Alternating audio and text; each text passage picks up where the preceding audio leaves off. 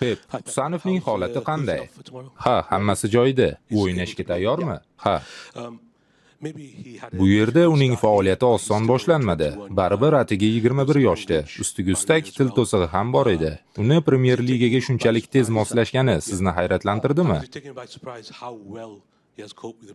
Ha, rostini aytsam, hozircha u William Shakespearedek so'zlab bera olmaydi. Lekin u har kuni rivojlanib boryapti. U biz nimani xohlayotganimizni tushunadi, mening gaplarimni anglaydi va har safar yanada yaxshilanmoqda. Odatda shunaqa o'yinchilar haqida shunday deyishadi. Agar u jismonan kuchli, baquvvat va tez bo'lsa, demak u o'ylay olmaydi. Ammo Husanovda buning aksi. U doimo to'g'ri qaror qabul qiladi.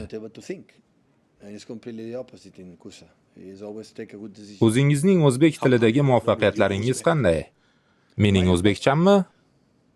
Hozircha birorta ham so'z yo'q. Siz uning tezligi va tezkor yugurishlaridan keyin pozitsiyaga chaqqon qayta olishi haqida gapirdingiz. Siz ishlagan yoki kuzatgan futbolchilardan u sizga kimnidir eslatadimi? Uning tezligi bu alohida mavzu. Shunchalik tez pozitsiyaga qaytish qobiliyati uning asosiy fazilatlaridan biri.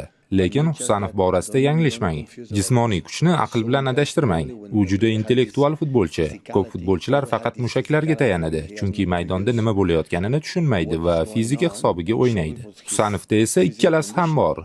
U to'plan ishlashda ham tobora yaxshilanmoqda.